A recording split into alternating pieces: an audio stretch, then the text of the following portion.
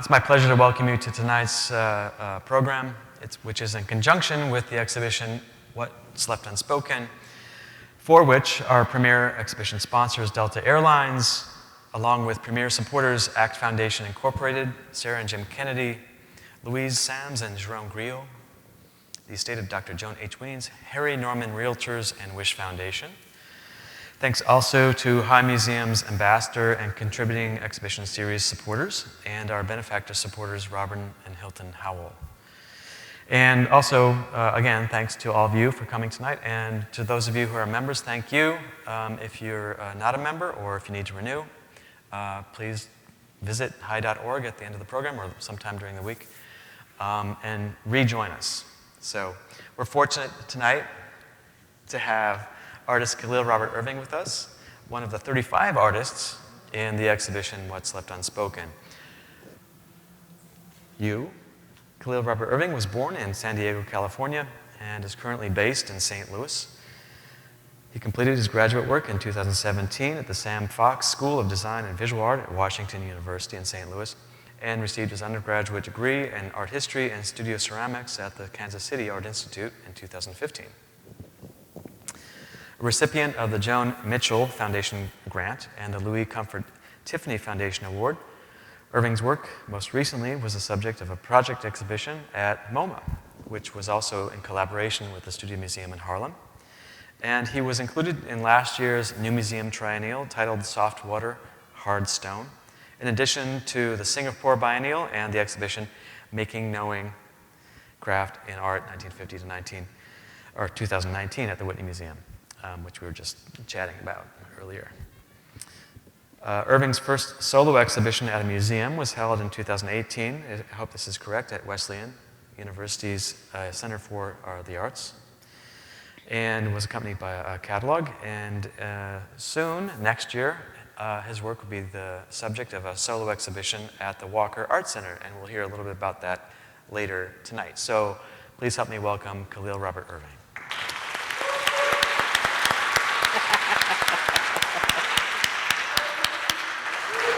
It's great to be here. Thank you for having me. So we're going to talk about a lot of different things, but I thought we'd start talking about the work that's in our exhibition now, which is titled My Grandmother's Cabinet Artifact. But backing up a bit, your career is relatively young. You are young. You're one of the youngest artists in the show. I think there's two artists who are the same age, you and a certain artist who used to be from Atlanta. But almost a decade ago, in 2013, you traveled to Hungary to the International Ceramic Studio in Kecskemét, which was a place that was founded by artists who felt culturally and ideologically isolated and who sought freedom of expression, Right. primarily. And you described that experience as the first time you felt like you were an artist. At the same time, that year, Black Lives Matter was founded after the murder of Trayvon Martin. So how did these experiences or events help to form your intentionality as a young artist? To be honest, I think they're still informing how I see myself as a young artist. Mm-hmm. I started making pottery as a way to escape, something to do on Saturdays. And then it became something that had a sense of constant reward in a space that was not necessarily something that I had complete control over, but it was a space in which I could inhabit with other friends of similar age, and we could experience that kind of aha moment of opening the kiln or making something. And so making art and studying abroad was a space where I could have that autonomous experience, but then still have to navigate the world from my perspective and still find spaces or remove myself from spaces to be able to be or to find safety. Yeah, I would think that autonomy is an important thing, important part of this period in your life, because you're going to a new place, you're vulnerable as a young artist, but being able to be your own person in a place and to kind of shape who you are to be, to who you are to become, Right. was important at that time. And I think in 2013, it was the middle of being so entrenched in school and entrenched in, Central Europe, where Hungary is located. It was a lot to learn. And so a lot of things that were happening at home, I didn't necessarily also have so much knowledge over, because social media I didn't get Instagram until 2014, when I returned from studying abroad. Yeah. So, I had Facebook, but the news from home wasn't permeating my time there. So there was a certain sense of individual experience. But when I returned in 2014 and Michael Brown was murdered in St. Louis, that was a lot.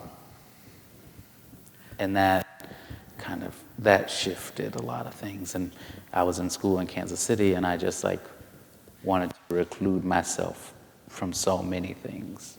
Right. And wanted to work so much more individually. And I think my work shifted quite a bit at that time.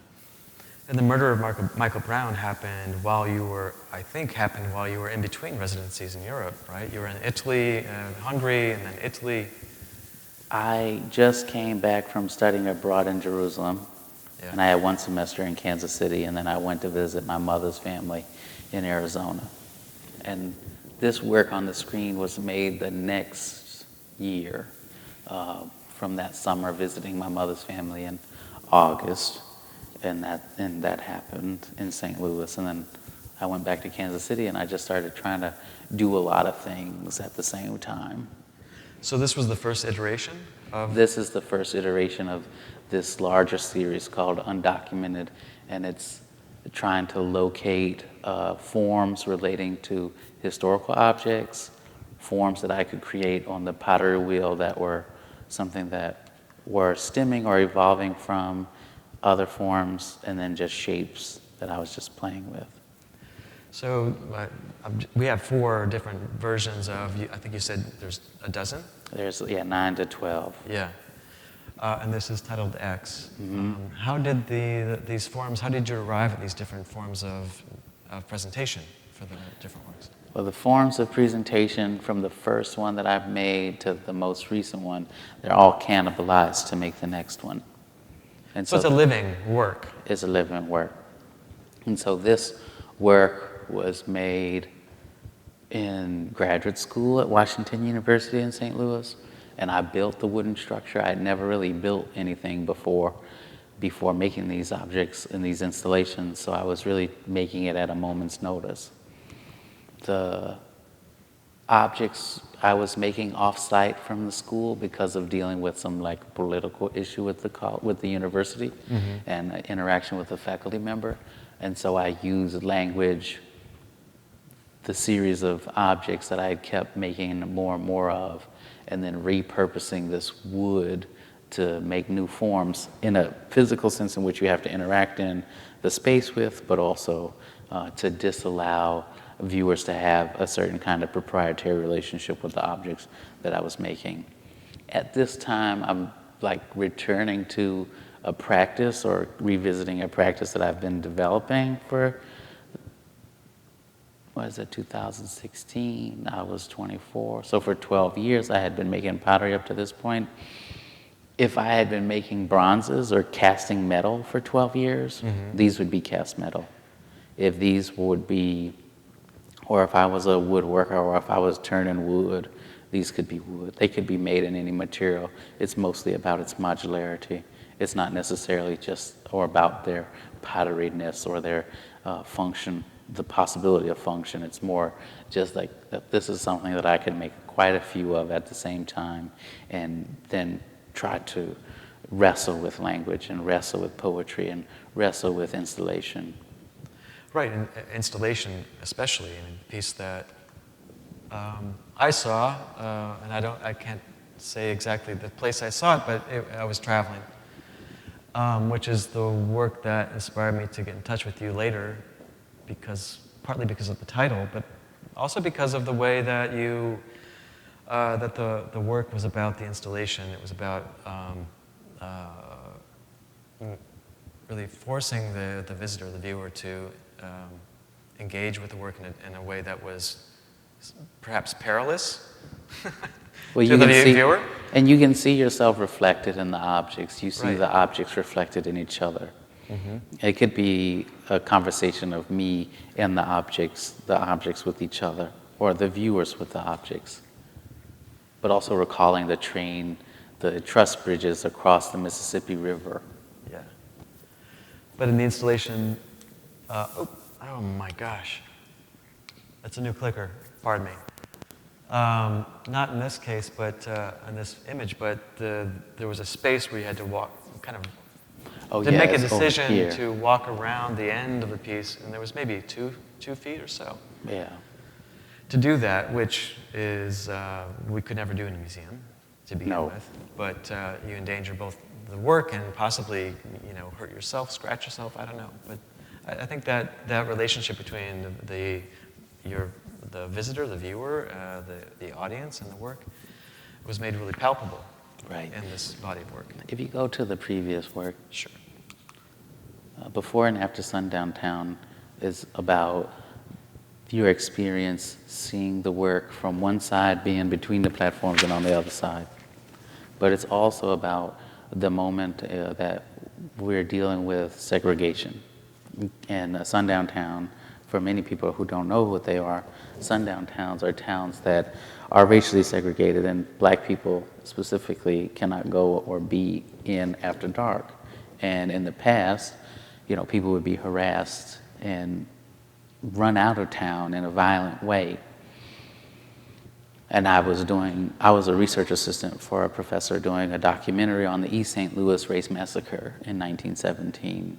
And so that experience of dealing with the research and learning about one of the most horrific race massacres that occurred in this country that no one really talks about, where hundreds of black people were killed and hundreds of homes were burned down, and now a legacy of a city is because of that behavior, but also no one really acknowledges it.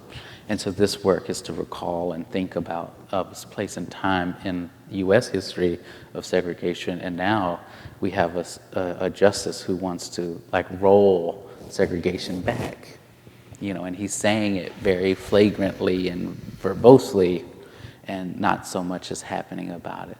And so in this work, there's a desire present through the experience, but also the immediate effect of operating or interrelating to the artwork. Yeah. One of the biggest things that has been so important to me is the advisor that I was working with, Denise Ward Brown. She said to me, when you're in the studio, you're making nouns. A lot of times when making art, we're making nouns. And she said to me, well, at this time, why don't you try to make a verb? And that, I think, has been something that I'm wrestling with constantly. And that's why the viewership is getting a certain kind of direction, pointed direction in the work. And the language is not truly exposing the initial or the most immediate or prescient idea of the work, but that it's a combination of your experience and reading, it's one and, not just the one. Right. And then that becomes a certain level of musicality of the experience. We were just talking about the music playing before we started speaking, and how I played baritone saxophone for 5 years, and the notation is also something that's very important. Also, noun verb too comes into one of our earlier conversations about craft, and maybe we'll talk about that later. But the idea that art is a noun, craft is a verb. I mean, that's an old idea that really, to me, is irrelevant, but and interesting in terms of the choice of the material and the choice of technique and the kinds of objects you were making at this time, from the hand-glazed, the black-glazed handmade vessels to the forms they're resting upon. Right. Yeah. Maybe this is a good segue to the fact that you identify in your thesis, which I think is wonderful. thesis at university, which is titled Black Matter. And in the introduction, you set out to make your experience, quote, your experience relevant and heard. And at the outset, in this introduction, you identify yourself as an artist and an activist. So I think you've already touched upon how these dual identities have come to align themselves in your life and in your work, but I'm showing this as an image from Arthur Jafa's video in the High Museum's collection, Love is the Message is Death, which was made a couple of years after the Ferguson protests. And anyway, I just thought maybe we continue talking about this idea of artist and activist, because a lot of people describe themselves in terms of activism, but in my idea about activism, it's really a marriage of theory and praxis. You've got to do, as an activist, you have to actually do something to affect change. And from your experience researching the race riot in St. Louis to this work that really forces your audience to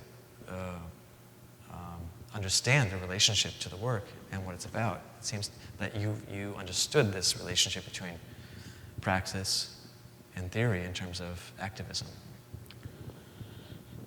In a lot of ways, I feel like I don't want to be on the street in a way that I'm very forward, but I do like to remember that my actions or what is afforded to me at any given chance, I have a choice.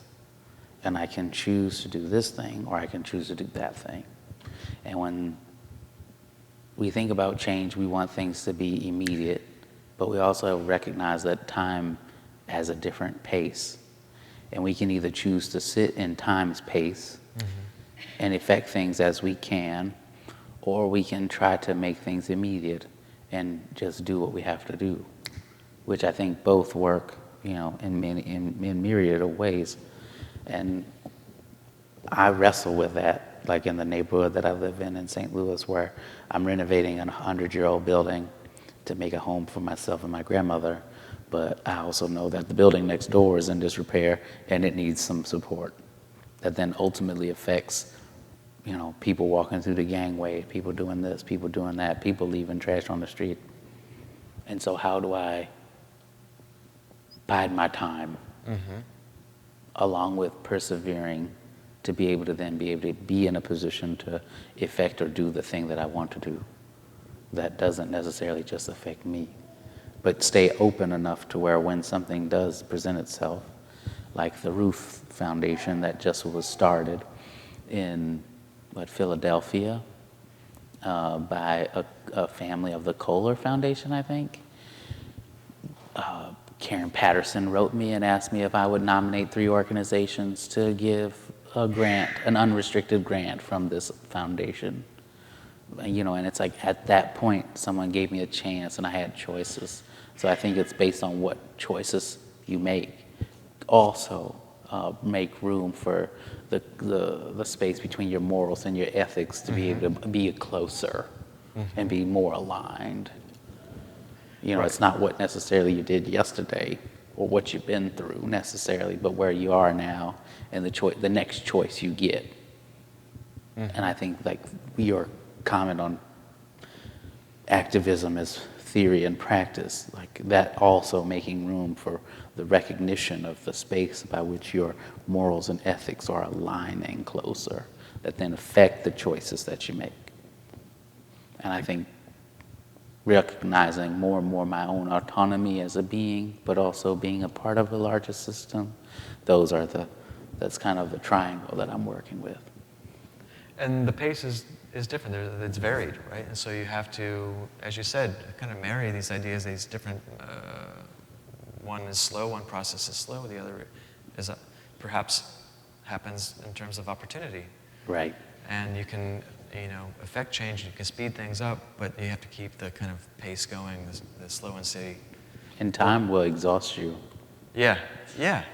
Well, you've described in a number of interviews, and this is the work in our exhibition, My Grandmother's Cabinet Artifact, You've described your practice in terms of time in interesting ways, which I think is relevant to the exhibition because the exhibition is organized with the idea of being in the present. It's an important aspect of the exhibition. And so that our past, as our present slips into the past, we can always kind of keep our eye, or rather stay on that horizon of the past and present and make decisions based on that aspect of being, Right. which is so important, which I think you just really beautifully described in terms of being an artist, but also being as an activist. I mean, I think also a lot of these things are so inextricably tied. You can choose and make decisions to be aligned with certain things or choose not to be. But I think in some ways they're inextricably tied to where it could be inherent in your action, but you may not necessarily have to define or redefine or position or reposition yourself because it's already inherent within who you are. Right. Well, that's the difference of being in the street, I think, Right. in a way, and working in other ways, in other modalities to affect change. I mean, being at the table is an important aspect, I think, of being an activist today. I mean, being, for example, when when members of ACT UP were in the streets, shutting down the FDA and all that, they were affecting change. Right. And things changed, and all of a sudden, Abbott Labs and these other pharmaceutical companies were producing, the cocktail and other drugs. And so all of a sudden, I think activists found that they could have a place at a table, which is a perilous place to be because you are in the position of making, of making a deal with the devil in a way. Yep. But you are also in a position of actually affecting real change. But you also realize that the system is also changing as Right. your action changes. The system also responds, and like I always think about it when studying art history. When a motion or a movement in art history gets absorbed into the institution, is it then that movement anymore? Right. At what point is it changed to a point where it's absorbed, and it becomes then the system too? Like punk rock. Sorry. I can't speak I'm not going to speak to punk rock. I'm sorry. I think I'm taking us down a rabbit hole that maybe you and I can talk about over dinner with our various personal experiences with activism. But anyway, I'll come back to the piece. In our exhibition, I thought about your work in terms of one of the ideas. The exhibition consists of 6 different ideas, as you know. One of them is community. And so when I thought of your work initially, it was about community because of how you spoke about these early iterations of these installations of black-glazed vessels.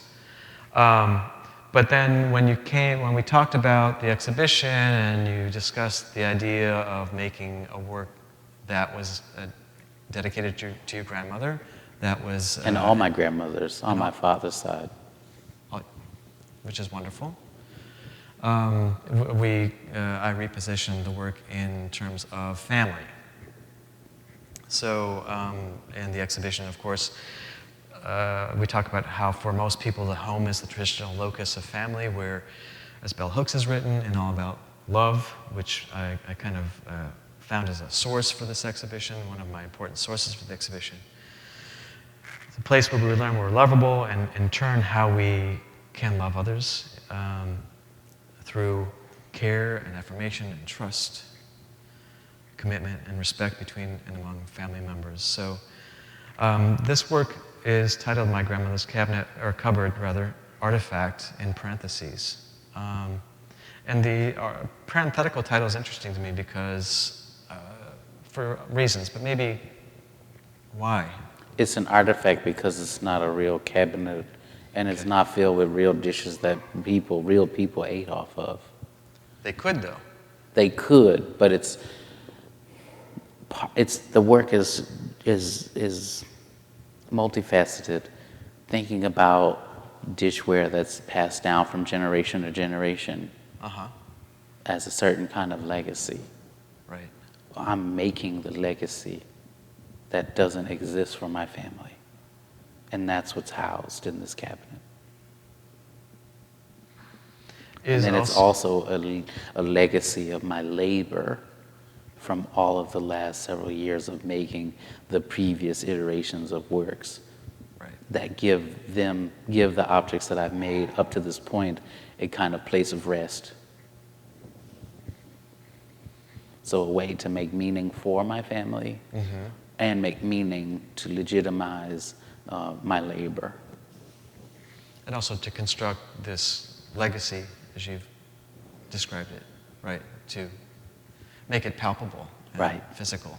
So as an artifact, it's like a fragment or a part of the world that is not in its active space. It's not in its active position. Yeah, yeah. It's coming from and existing as a part of the past.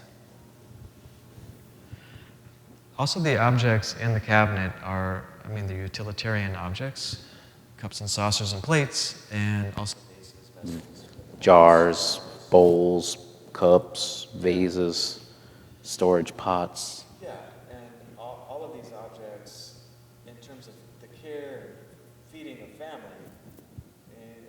there is kind of a ritual to that I hope is not lost in the world today, but I think it still exists to some extent. Yeah. So there is this kind of a ritualistic, ceremonial aspect to that, to the objects themselves, which bestow upon them in a way a kind of ritualistic kind of aura or aspect. And at least that's how I was beginning to read them with the parenthetical artifact in the title. So, oh, it's not. I think you may need to flip it down. Oh. Anyway, I'll use. All right. Anyway, sorry.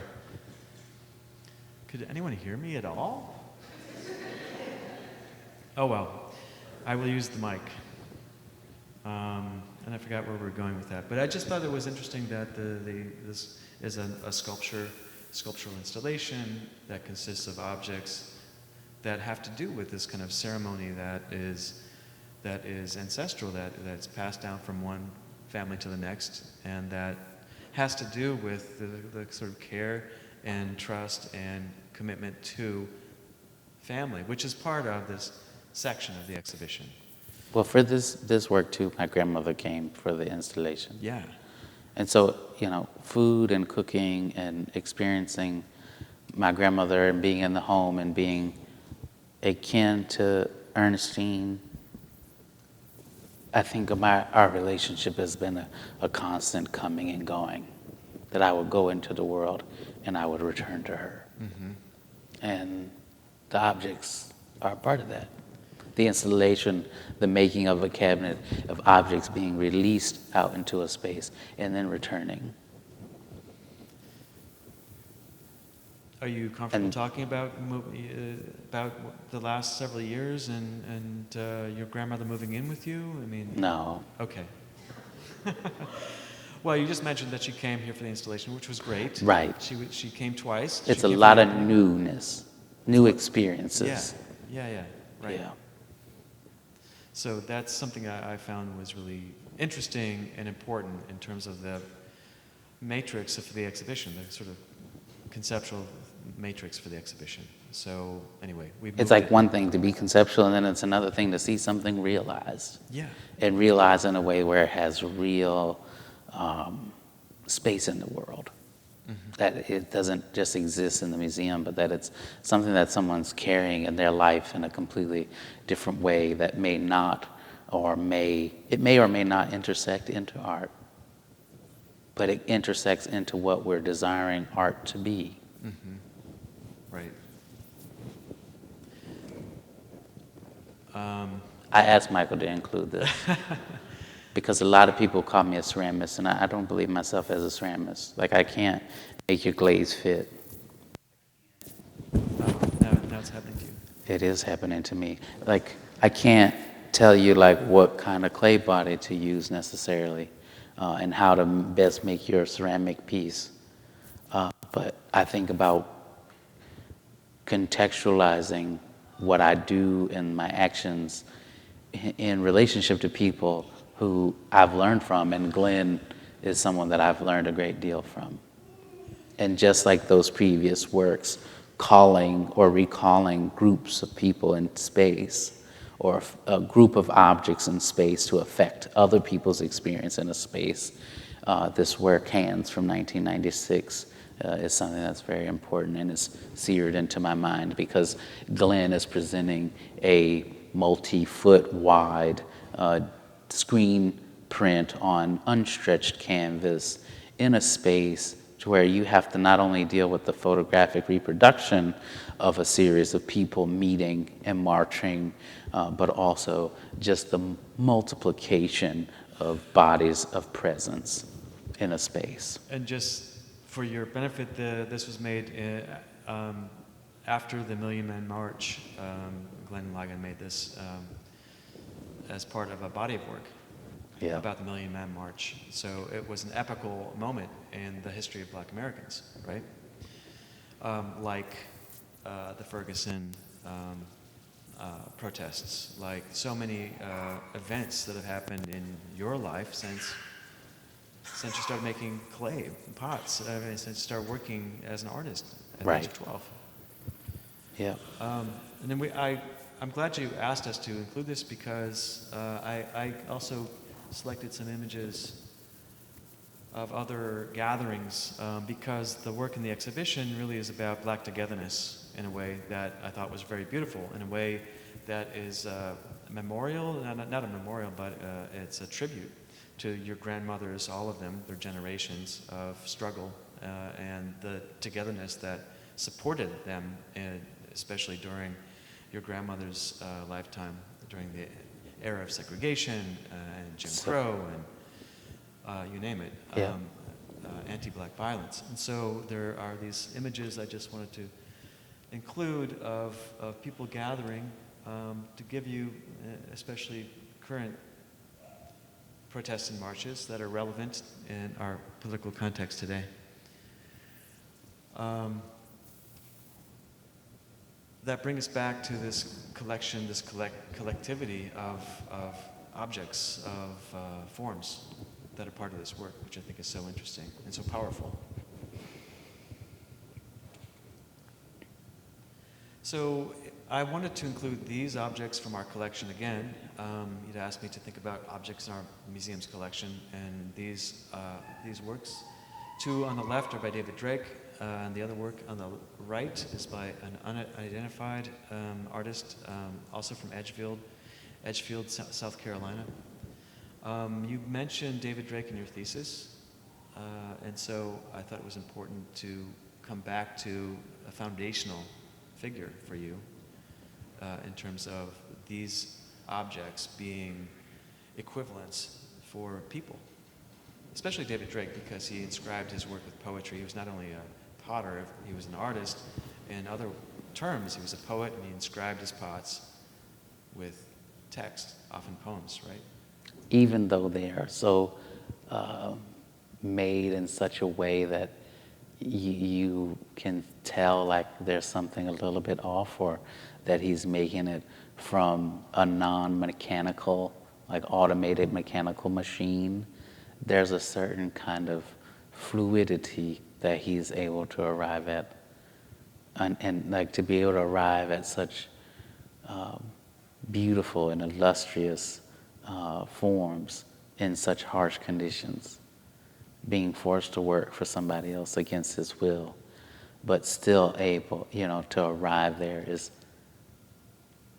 it's like at one hand you don't want to work under those same harsh conditions, but like living in this world cerebrally in the United States, it's like I asked my grandmother one time, is it worse living now or was it worse living in Jim Crow? And she said it was worse now because it's worse now because in Jim Crow you knew it was coming. Now you don't know where it's going to come from. And so to tie that back to Mr. Drake, in the harsh conditions, he's still that ecstatic experience that we talked about before the talk, that, you know, opening a kiln or revealing, the sense of reveal in art when something is finished, you can tell that he was still searching for that. And as effortlessly as he is able to make these gargantuan objects is such a feat, and it is something that I desire to be able to arrive at, but also just I'm not interested in mimicking because he was able to do it, and now it's like there's other space for me to take up. Yeah, I mean, there's a virtuosity in these pots, simply in terms of sheer scale, but also in terms of the form, Yeah. the glazes, the poetry that's inscribed on them. And I should back up to explain to those of you who may not know who David Drake was. He was an enslaved potter in Edgefield, South Carolina. There's an exhibition at the Metropolitan Museum that it's on view now, or it's coming up? It may be coming up. I think it's coming up, which is about Edgefield and the Edgefield potters, many of whom are unidentified. David Drake was one of the few of the artists who actually signed his pots and was a poet and inscribed his pots with texts, often poems, and ours on the left, I have it written down here, is inscribed with, quote, "I made this for our sot, it will never, never rot."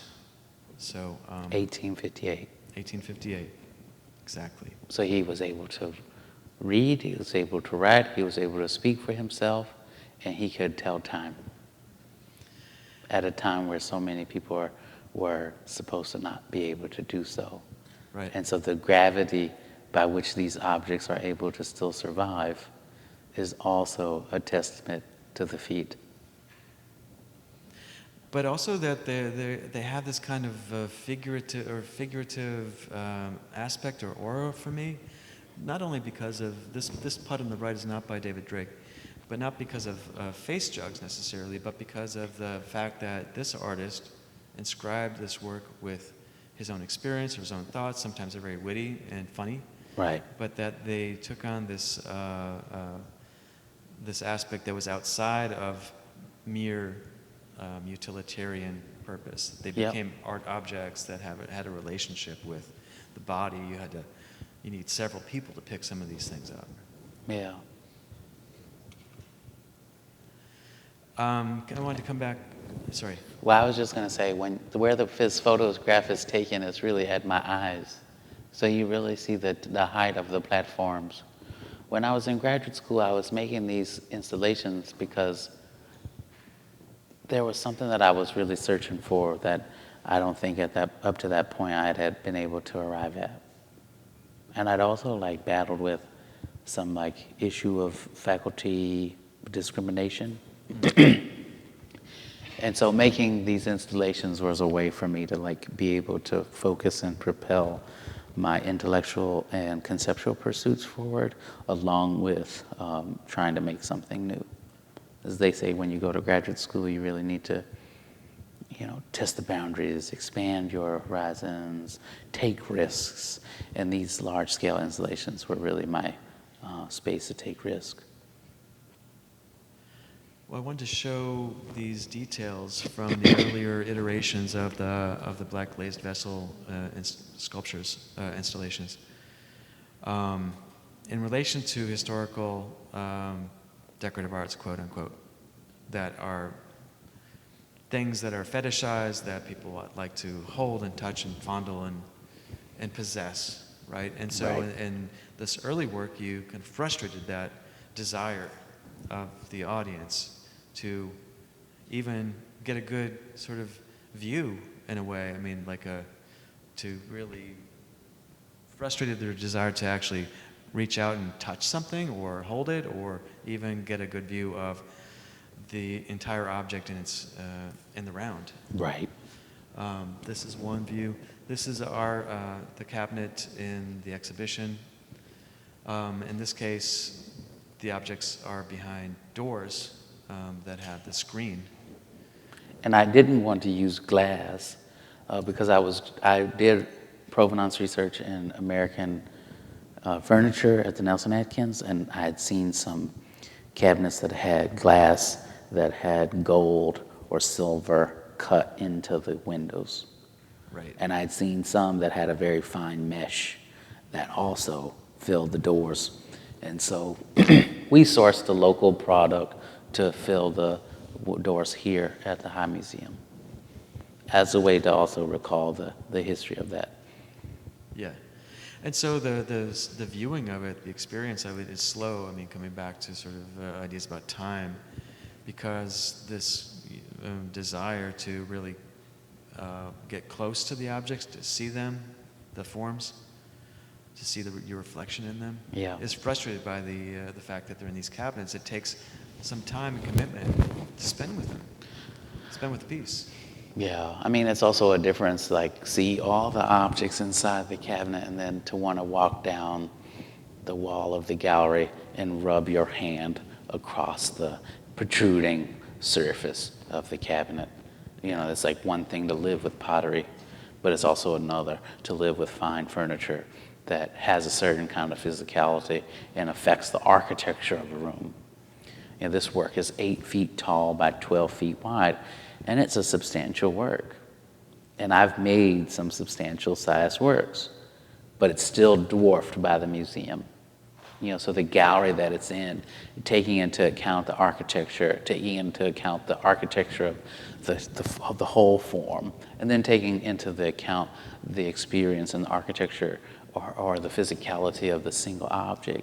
It's like a constant growing of issue or conundrum that can be solved or resolved or renegotiated over and over and over. How do you feel about the stanchion? The like paper strip? Yeah. Oh, I don't. It's part of it's what has to be done. We have to, yeah. Which also frustrates viewers who want to get close to the object and, as you say, kind of caress the cabinet as you would in someone's home. Right. In your own home, but. Yeah, there's a difference to live with an object and view an object. Right, right.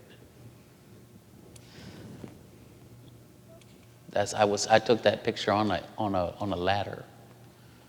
So that is like I'm like on an 8-foot or 10-foot ladder, and so you could really see how I just lined the objects up side by side by side by side by side, and they all have these cavities and these holes in which something could enter. But you know, I look at this and I think about a lot of artists from the 50s, 60s, and 70s making modules or making objects. You know, I went to Marfa and I saw Judd's artillery hall, the 100 boxes between 2 buildings, and each box is completely different. Yeah. And then when you go into one room at a certain time of day, there was a certain kind of terminology that Donald Judd wanted you to experience, where the objects would dissolve into space. They would become present and absent simultaneously through the reflection of the blur of light. These objects and these installations are ever present. Right. I had no interest in them disappearing. And so I think making the cabinet the way that we did and presenting it despite its, yep, that's right. You know, despite all the conditions by which we were working to make this work, it's still living. Yeah, yeah. And there's certain things about it. I wanted to show this slide again because we're talking about frustrating not only a desire, but also, you know, making it, asking your commitment from your audience, essentially, to engage with the work. I mean, I'm also wrestling with the fact that I had to make them out of pottery. Yeah, right. Like if I could I had made them out of anything else? Yeah, right. You know, I was making forms that were closed at the same time. And I have like maybe 200 closed forms that you can't open, you can't enter, Yeah. you can't put flowers in. Right. And I was like, well, what if I had made these installations with those? Uh-huh. Would it had arrived at a similar, certain kind of viscerality or experience, or a kind of muscle memory or social memory of how you engage form? Maybe not. Sometimes it can just be inherent in the work. I mean, the X form on the back of the cabinet, for example, is something that no one knows about except for you all now and Kahlil and me. But this is actually designed off of three sections of a built-in that was built in the mid-20th century that is inside my home. I bought a 100-year-old hardware store in St. Louis, and on the first floor I have like a 20-foot long built-in that is original to the building. And so I asked a carpenter and an architect to take a section of it, and we redesigned it to where the cabinet separates in three different sections on top and then three sections on the bottom, and then they sit on top of each other. So I could really separate the three sections and make them three individual works. But because they exist together, they make this X form on the back. Which becomes kind of, in terms of the body of work, in a way, kind of ancestral. I mean, or in terms of lineage of this body of work, it connects it with these earlier iterations for me. Yeah, I mean, X has been a symbol that I've been using since studying abroad, since college, since early drawings that I made when visiting New York for the first time in 2011. And so it's kind of like line is a reoccurring conundrum to deal with form. What is the difference between the architecture of a form and something that's inherent into something, into an object's physicality, or a line existing on a form to then delineate decoration that does not hold up or bear weight of the existence of the shape or the form. And so the combination of both of those things are existing here, and that X is desiring a kind of imagistic way of doing both. Like, can the X hold the weight of the cabinet along with being decorative, but also being absent at the same time? Being absolutely absent, yeah. I love that part of it. And as I think I may have mentioned, when we installed the work, I installed it in a gallery across from Carrie Mae Weems's iconic portfolio, the Kitchen Table series. And for those of you who don't know the Weems portfolio, through text and image, the artist describes thoughts and actions related to self-care and friendship. Again, coming back to the idea of family in the home. But she's describing thoughts and actions related to self-care, friendship, and the struggle for agency as a black woman in the world. And there were some photographs that Kahlil Mallory made in St. Louis that I just wanted to quickly run through, of different forms in the piece, because in relation to the Carrie Mae Weems piece, I think it creates this wonderful conversation. It also allows us to see these objects outside of the cabinet, in conversation with each other. It's the first time I ever made pictures of wares in this way. It's a good idea. Yeah. So, I guess for me, I think we may have already answered this question that I had written down at this point in our slide presentation, but in relation to the Carrie Mae Weems portfolio and the fact that this installation exists in a cupboard that you find either in a kitchen or in a dining room, why was it important for you that your narrative telling, which tells of care and love and togetherness of your grandmother's generation, is told from within the kitchen, which is traditionally a place of sociability, but also creativity and domestic labor, which is often consigned to women. Is there I mean, I think you may have already answered this, but just coming back to the fact that this isn't, has to do with labor, that's often consigned to grandmothers, to mothers, and that the installation can sort of exist in this space. I don't think that my grandmother's ever gotten a real thank you for all the things that she's done. I don't think that my great-grandmother, Sylvia Thompson, or Sylvia Irving did either. And so, and there also, I don't know any other object that exists in the world like this, that's doing all these things. So to be able to present it and hold room for their memory could be a part of a thank you and recognition for it. It's beautiful. I can only think of one other person who's made cabinets and furniture with dishes. Who? Theaster. Oh, Theaster, of course. Duh. Sorry. Well, he's made several shows of smaller objects that have plates and cups that then become quite performative in dinners and things that he hosts. Right, right. But Michael asked if I could share other work that I've made. So the Black Vase series works, those are very specific, and it's a specific trajectory of one part of what I've been working on. But there's this other current of my practice that is called Street Views. And I've been working on the Street View series for 10 years, 11 years.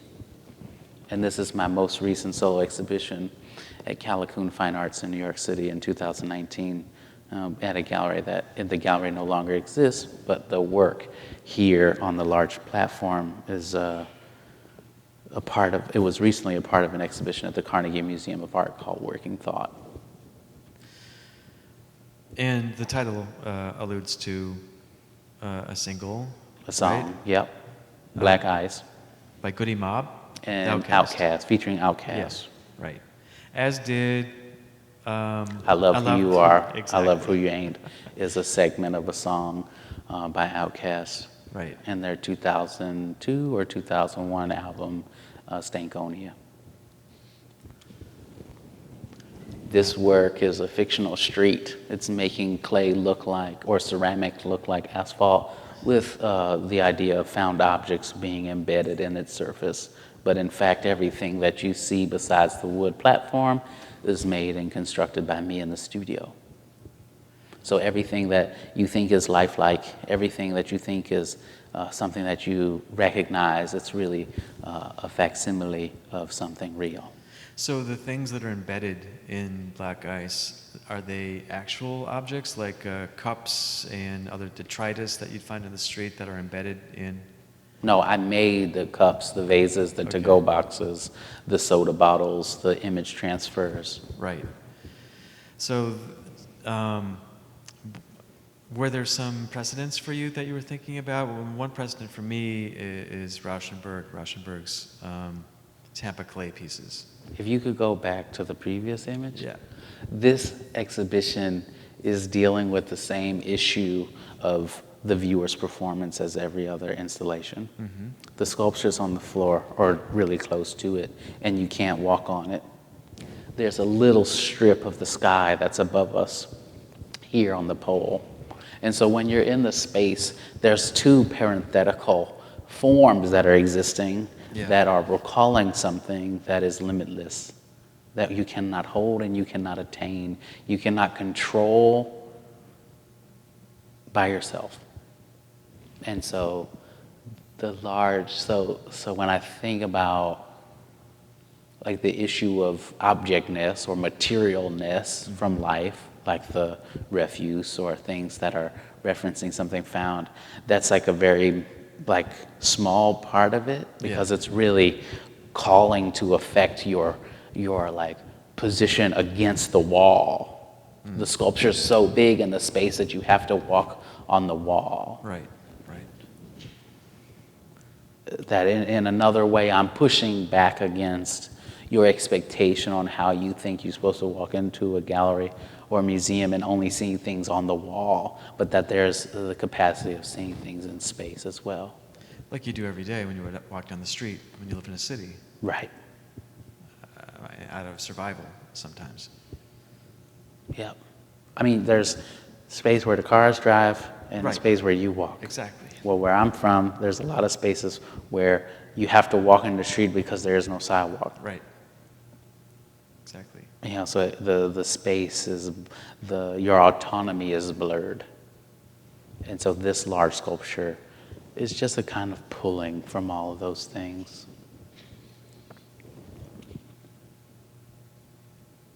There's another view. I wanted to, was thinking about that work and reading about it. I hadn't seen it in person, but reading about the work, it brought to mind this body of work by Noah Purifoy and Judson Powell and Max Neufeld, which they produced after the Watts uprising, collecting objects, fragments of buildings, neon signs, what have you, that were destroyed in fire, and constructing an exhibition, a traveling exhibition that ultimately became a sculpture park at in the desert. I'm forgetting the name of the town. Joshua Tree. But of course, the Watts riots were started after an incident of police brutality, after what should have been a routine traffic stop. And the Black Ice installation also included work that had to do with, there were 4 smaller works in that exhibition. Yeah, you can go back to it. Okay. The work that Which Michael is referencing is the blurred white tiles on the wall, and the work is called White Matter, White Text. Jason Stokely did it. He's a murderer from 2019. Mm-hmm. And it's using commercial tile made by a company that has the tile. The name is American Olean, and it is made in Olean, New York, or the factory used to be in Olean, New York. And that's like a place not too far away from Buffalo. And Olean factory does not produce the tile in New York State anymore. It's produced in Mexico. Quite a conundrum, you know, that they're using labor of people from across the border to produce tile. Mm-hmm. But they're calling it, I mean, it's still American because it's Mexican, but it's not USA. Right. And then connecting that to the act of police violence. And then the document that I'm using is the police officers, his, like, you know, you put your application in or your documents into the courts to sue for malicious prosecution and defamation after being acquitted for murder. Of course, he didn't win, but it's just the fact that these 2 acts of privilege existing and white supremacy existing simultaneously together in one, and like kind of dissolving into the white walls of the gallery. Mm.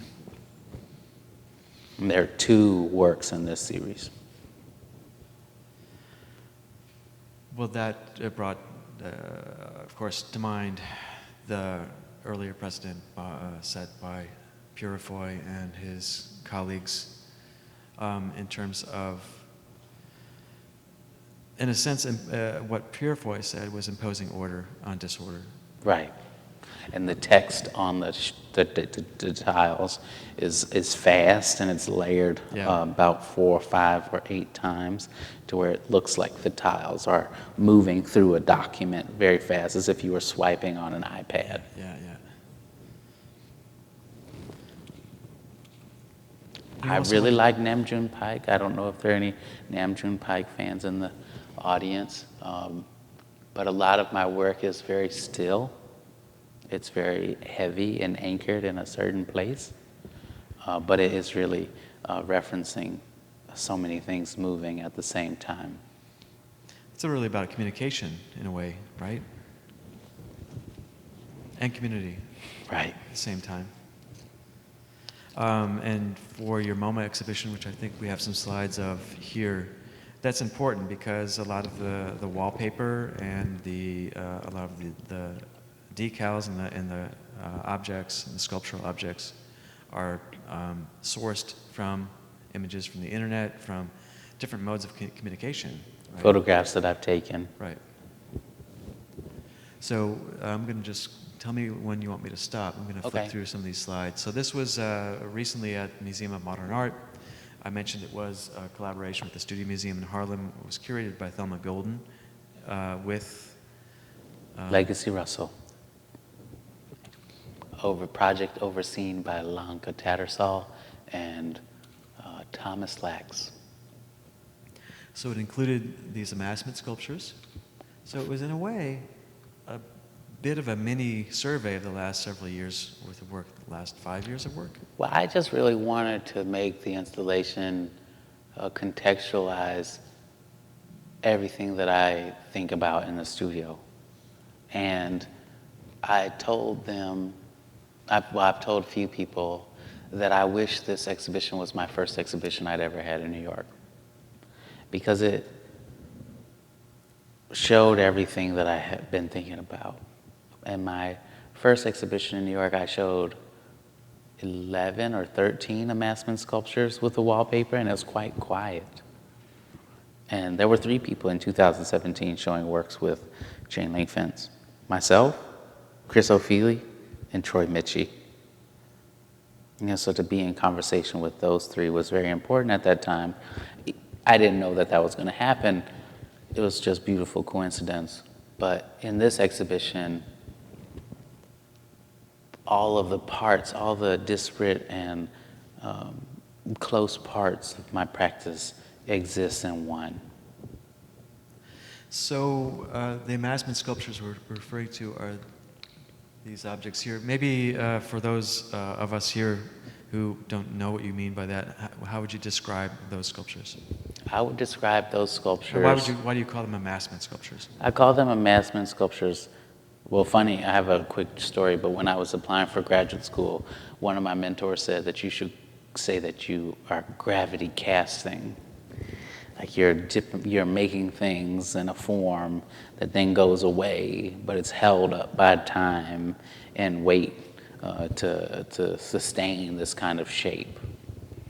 And it's caught in a moment, and the clay is what's holding it, holding all of this together. The clay in itself is holding time, and so you're casting in gravity. And I don't really say that anymore, but I call them amassment sculptures because I'm taking parts in my studio and I'm putting them together. I'm making things from found molds made for hobbyist production between the 50s and 80s that a lot of people, maybe some of you have some of these molds in your basements that were passed down from your grandmothers or your aunts or your cousins, and they just sit there. But I find a relationship between those forms and historical objects that exist in a museum. And then there are things that I'm casting from 3D prints that I've made that look like to-go boxes, soda bottles, a bunch of different stuff. And then there are forms that I just sit in the studio and I press it and I want it in the shape. So in the end, the sculptures are made from a lot of different parts and they come together. But then one of the main goals of the sculptures is to present planes that images can sit on. Right. And so that then the sculpture has multiple faceted screens all over it. So it's calling to, and it's like giving you windows into different spaces and places. Right. I think you've described that idea as in terms of like a feed, like a Instagram feed or a feedback data loop. Feedback loop. Right. Yep. It's a light box presented with 2 or 3 wallpaper images. This was also the first time where I showed a floor sculpture. And if you go back to the previous image, Oh, sorry. these two wallpapers here side by side show cross sections of the ground. And so going into a flat space, a dimensional amount of space, I wish the wallpaper on the right, I could have cut into the floor of the museum and put the level of where the sidewalk is or where that truck is at the level of which we were standing, but that we could still see the cross-section below. So it's continually trying to present the viewer or myself in places, in connection to a space. Yeah. Remembering the ground in which we're standing on, or the place by which we come from. Right.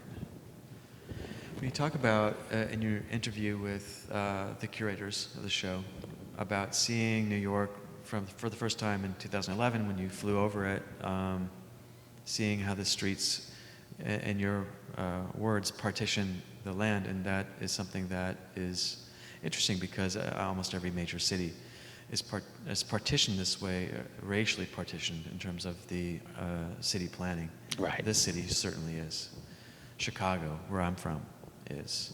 And these are kind of scars that I think are what I hear you describing in terms of the amassment sculptures, but also these kinds of images and this detail that you're talking about here in the murals and the wallpaper. About how our urban environment is partitioned and divided, and that these become it becomes like scar tissue. Yep.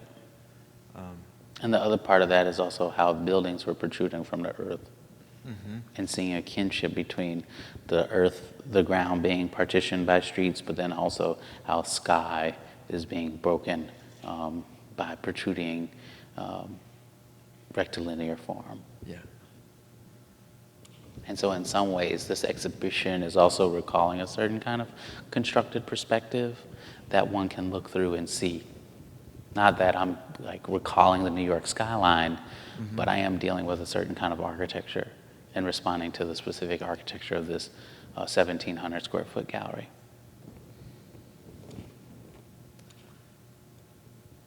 And do you want to, if you want me to stop, let me know. Just fast forwarding to what's next, which for you, as we mentioned, is the Walker Art Center. And a commission for the Dallas-Fort Worth Modern. And when's that happening? The same time. February, both are going to open in February 2023. Can you talk about either of them or no? The Walker Art Center is going to be the first commissioned solo exhibition that I've had by an institution. And it'll be a large platform that the viewer can walk up onto, and then you'll see sculptures broken into the platform. So it'll almost be like an archaeological site. So similar to what you were describing with your desire with the wallpaper? The opposite. Okay, yeah.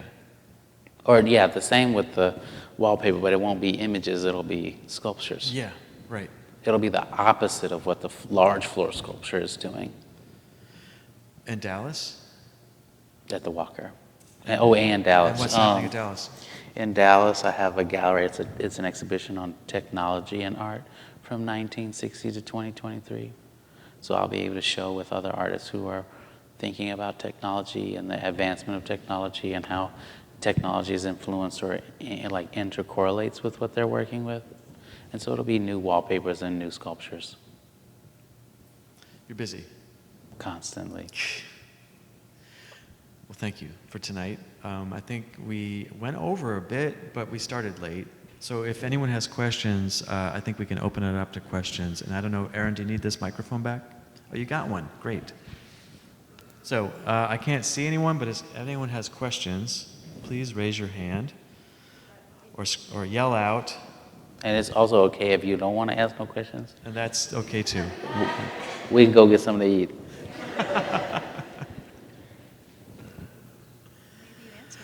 All right. You have a question? It's okay. It's okay. Well, thank you so much. Yeah, thank you, everybody. Thank you. Thank you, Kahlil.